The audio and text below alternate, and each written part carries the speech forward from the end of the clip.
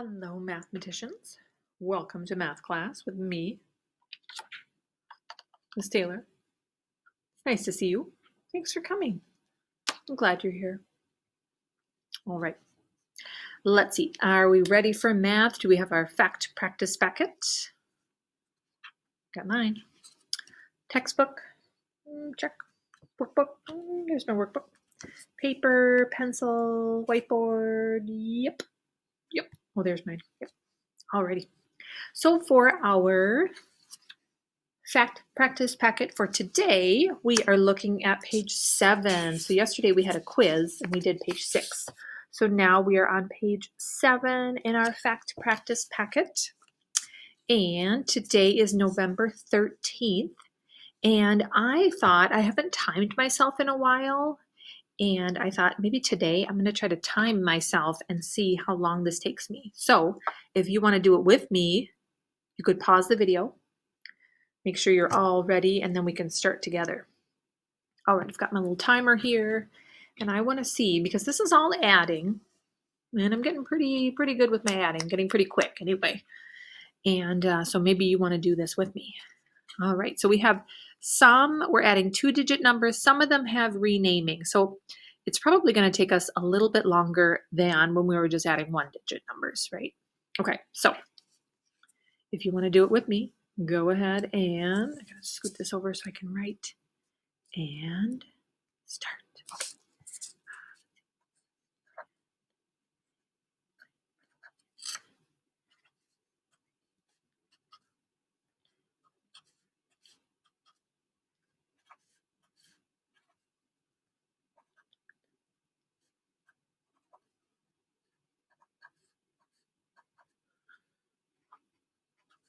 Okay. This is kind of fun. How fast can we do it?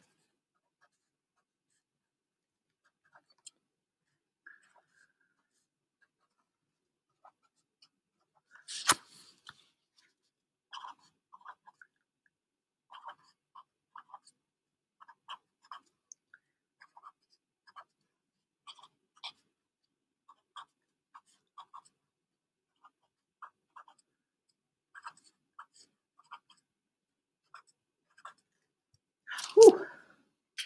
All right, so, well, I did under a minute, not 30 seconds like last time, but, or like when we were doing 1-digit numbers, I was doing 30 seconds, but we've got a little more to do. So this took me 58.89, so pretty much 59 seconds. So I'm gonna write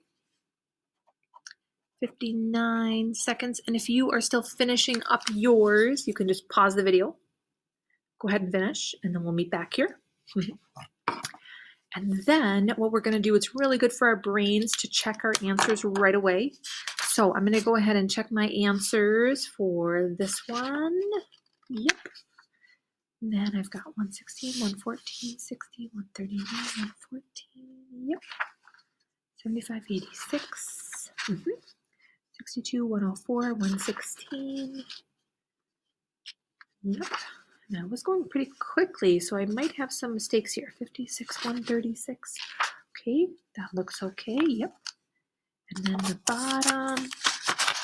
Whoops.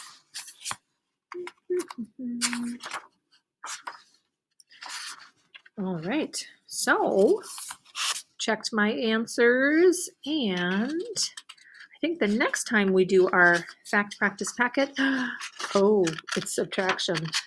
I'm probably not going to be quite as quick, but so again, this is really good practice for our brains just to do some adding and subtracting and really mastering those facts. So nice work, students.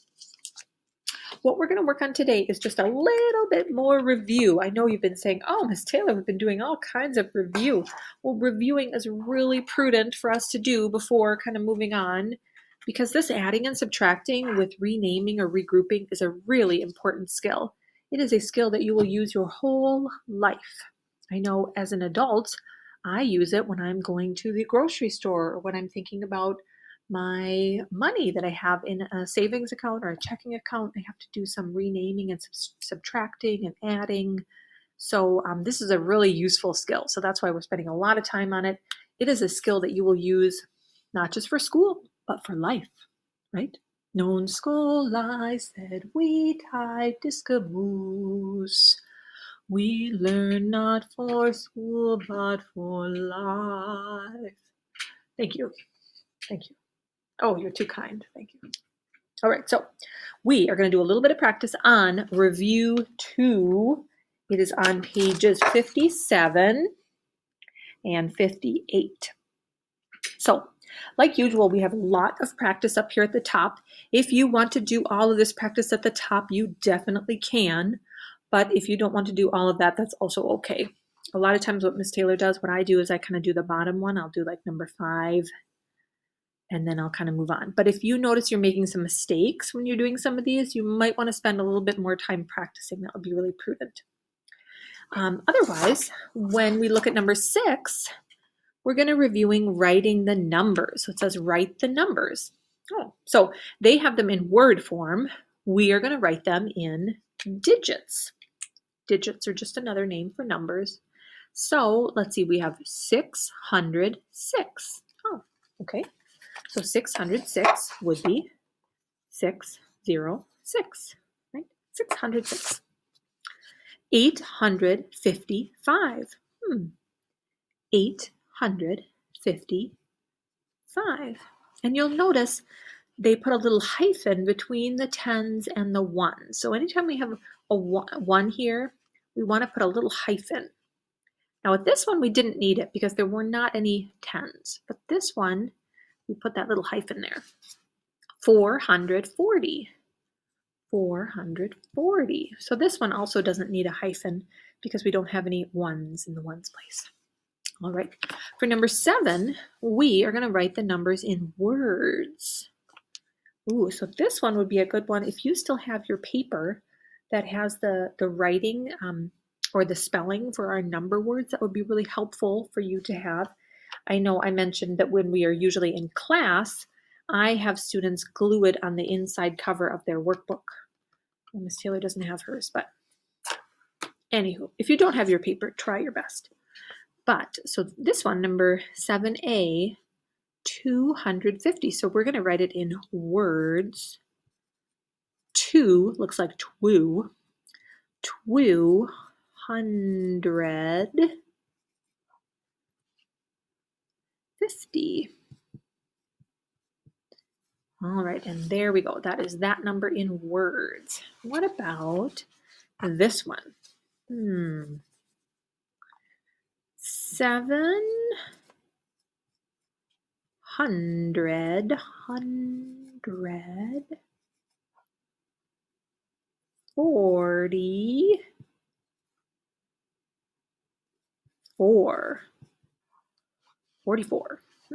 744. Let's see, did I spell this correctly?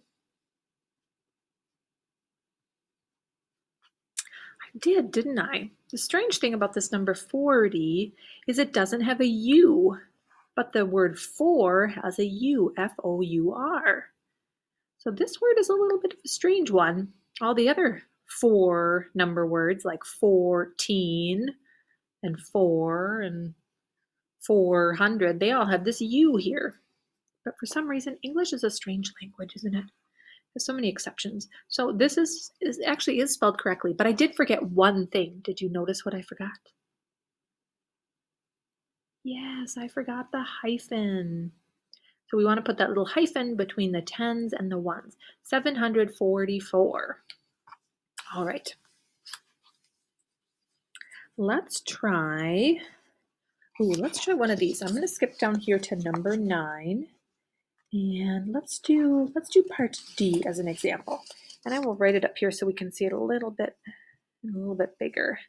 So on the left side, it says 259 plus 60. And then there is a circle.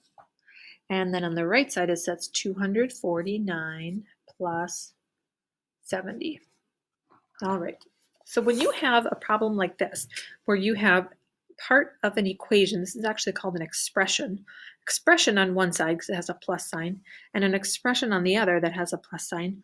What I like to do is draw a bracket on either side, and then I write the answer. And then it's easier for me to tell which one is bigger, which one is smaller, or are they equal. So 259 plus 60. Now we could use mental math, or we could line it up and solve it the vertical algorithm way. Let's try mental math. So we have 0 plus 9, and that would be 9. 6 plus 5 would be 11. So I'm going to go ahead and try to use mental math here. There we go. And then 200s plus 100 is 300. Okay, so this side is 319. Let's try this side. 0 plus 9 is 9.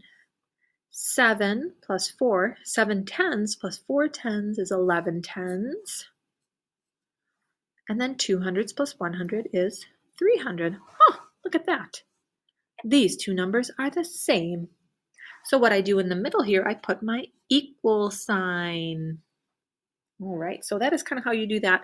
I like to put a bracket under each side and solve it so I can very clearly see, is this one less than or greater than, or are they equal to?